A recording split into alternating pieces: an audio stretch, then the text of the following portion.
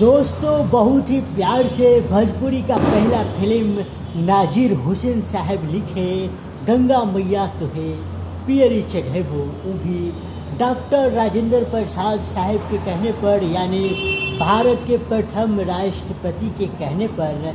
और इस फिल्म में आवाज़ दिए लता जी, वो भी राजेंद्र प्रसाद साहब के कहने पर, यानी भारत के प्रथम राष्ट्रपति के कहने पर। और ये फिल्म भोजपुरी का पहला फिल्म बना, लेकिन अफसोस, ये भी सुपरहिट फिल्म, लेकिन अफसोस आज उन लोगों को भी अफसोस होता होगा कि लोग यहाँ आज स्टेज पे चढ़ के 2 पैक लगा के लकीर खींचने की बात करते हैं, जो कभी भोजपुरी इंडस्ट्री में दाढ़ी तक नहीं पारा। कितना अफसोस होता होगा शायद उन लोगों को भी। आज लोग जो लकीर खींचने की बात करते हैं, वो कभी भोजपुरी इंडस्ट्री में दाढ़ी तक भी नहीं पड़ा, लेकिन आज कहता है कि हम दाढ़ी खींच दिए, मतलब कि लकीर खींच दिए, और उसी पर सब रेंगता है। भोजपुरी का पहला फिल्म गंगा मैया तुहे पियरी चढ़ेबो उस ज़माने में बना। उस ज़माने में इस फिल्म का लागत 1.5 लाख रुपया था, लेकिन इस फिल्म में पूरा बनते बनते 5 लाख रुपया खर्चा हो गया, और इस फिल्म को 1963 में रिलीज़ किया गया था। हालांकि बिमल राय इस फिल्म को हिंदी में बनाना चाहते थे, लेकिन नाजिर हुसैन साहब ये फिल्म को नाजिर हुसैन साहब ने लिखे थे, और नाजिर हुसैन साहब इससे पहले हिंदी फिल्म एक लिख चुके थे जिसका नाम था 2 बीघा। लेकिन नाजिर हुसैन साहब जब बिमल राय को फिल्म का पटकथा बताए, तो उन्होंने कहा कि इस फिल्म को हिंदी में बनाने दो। लेकिन नाजिर हुसैन साहब ने भारत के प्रथम राष्ट्रपति से एक फिल्मी समारोह में वादा किए थे कि आप सिर्फ मुझे आशीर्वाद दीजिए और समझिए कि भोजपुरी फिल्म बनने लगा। और उन्होंने अपना वादा निभाया। भोजपुरी का पहला फिल्म जो इतिहास रच दिया था, गंगा मैया तुहे पियरी चढ़ेबो। और इस फिल्म में जो आज भोजपुरी इंडस्ट्री में लकीर खींचने की बात करते हैं, शायद ना ही तो उनका कोई भोजपुरी का पहला गीत है, ना ही कोई भोजपुरी का पहला फिल्म है, लेकिन फिर भी वो लोग कहते हैं कि हम डायरीरे खींच दिए, लकीरें खींच दिए, स्टेज पे चढ़ के 2 पैक लगा के। और दूसरी तरफ वो उसका हीरोइन बबुआन के राज चली, चमार के राज चली, रे साला लहंगा चोली ढोरी दिखावे वाला, तो ऐसा के साला का इज्जत है। इस दुनिया में सबसे ज़्यादा, चाहे बिहार हो या अपने देश की बात हो, भारत की, पूरे भारत में यादव यानी अहीर जाति की जनसंख्या सबसे ज़्यादा है। फिर क्यों यादव राजपूत करा रही हो? अपना पिछला औकात देखो, कैसे लहंगा चोली ढोरी दिखा के अपना पहचान बनाई। अपना उस पहचान का कदर करो जो अभी तुम्हें पहचान मिला है, जो स्टेज पे चढ़ने का थोड़ा मौका मिलता है। लेकिन स्टेज पे चढ़ के ज्ञान बांटने लगती हो। क्या ज्ञान है तुम्हारे पास? 2 लाइन पता है, पूछ देंगे तो हवा पीछे से निकल जाएगा। समझ रही हो? तुमसे अच्छा लोग बैठे हुए हैं, लेकिन वहाँ से ज़्यादा बबुआन आराम में बैठ जाती है तो करती हो। चलो, तो ज़्यादा जातिवाद हो गया एक तरह से। लेकिन आज उन लोगों को बताते हैं, आज तक ये नहीं कोई बताया है कि आज खेसारी लाल महीने का 3 लाख रुपया खर्चा सिर्फ उन 62 बच्चों पर करते हैं, जो अलग अलग जाति से खेसारी लाल 62 अनाथ बच्चों को गोद ले रखे हैं। लेकिन आज तक कहीं कोई आपने न कोई सुना होगा और न ही कोई बताया होगा। लेकिन मैं आ गया हूँ, अब सच बताऊँगा, और अब सच हमेशा सबको कड़वा लगता है।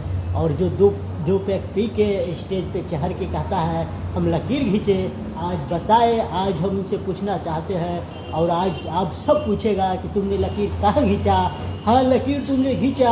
आज से 8 साल पहले लकीर खींच दिया। गोरी तोहरा ढोरी में बियर ढार के पी ली का। क्योंकि भोजपुरी गाना हम सुनते नहीं है, उतना हमको याद नहीं रहता। इन्होंने लकीर खींचने को जो बात करता है, पवन सिंह आज से 8 साल पहले गीत गाया था, गोरी तोरा ढोरी में बियर डाल के पी ली का। बताओ, उसके बाद न जाने कितने लोग ढोरी के नीचे लुधियाना शहर बसा दिया, तो कितने लोगों का देवर ढोरी चटना हो गया, तो कितने लोगों ढोरी में गन्ना का रस डलवा दिए, तो क्या डलवा दिए। तो ये लोग वही सिर्फ अश्लीलता का लकीर खींच दिया। लेकिन ये बात सुनकर उसके मिर्ची लगा होगा, इतना ज़ोर से मिर्ची लगा होगा क्योंकि अब सच बताएंगे और सच बताने वाला अब सामने आ गया है। क्योंकि तुम लोग बहुत जो यहाँ जो कुछ नहीं बोलता है उन्हें क्या समझ रखे हो, अब तुम लोगों को बराबर हम सच बताएंगे और पर्दाफाश करेंगे। सबसे पहले अश्लील यही लकीर खींचने वाला गाया। अगर ये नहीं गाया होता तो आज कोई नहीं, किसी का हिम्मत नहीं था कि आज ढोरी लहंगा पर कोई गिद्ध खड़ा, लेकिन ये 8 साल पहले इन्होंने खुद गा दिया और आज कहता है तो अश्लील का लकीर खींच दिया। आज सब अश्लील गा रहा है और उसी पर रेंग रहा है। ये तो ये बात हो गई।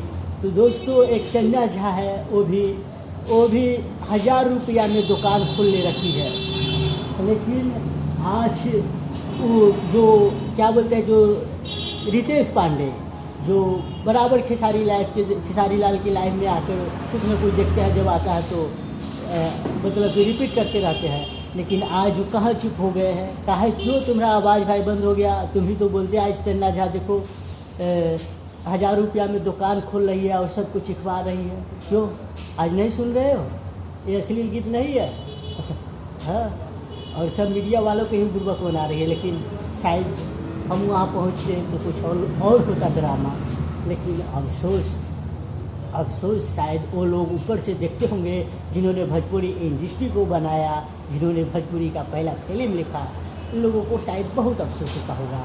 लेकिन अब सच्चाई और असलियत बताना बहुत ज़रूरी है, नहीं तो ये लोग अपने आप को धर्मेंद्र और हेमा मालिनी समझने लगे हैं। ये लोग जो भी सीन करते हैं फिल्मों में या जो भी हो, ज़्यादातर फेक होता है, ज़्यादातर फेक सीन होता है, सब कंप्यूटर से और ग्राफिक्स के द्वारा। पहले के हीरो जो रियल में करते थे तो उसका गुमान भी लोग सहते थे, है ना, लेकिन आज के हीरो सब फिल्मी मतलब कि कंप्यूटर द्वारा पहाड़ पर चढ़ जाते हो, बस पर चढ़ जाते हो, रोक दिखाते हो।